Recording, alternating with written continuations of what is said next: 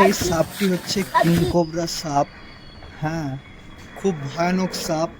দেখো ছেলেটি কত সাহস, সেই জন্য সাপটি ধরতে যাচ্ছে, কামড়াচ্ছে তবুও কিছু হচ্ছে না। তার একটাই কারণ, তার কাছে ওষুধ আছে। হ্যাঁ, সেই জন্য কামড়ালে কিছু কিছু হবে না। সে এই কাজে পারদর্শী, ভুলেও কেউ এটা চেষ্টা করবে না।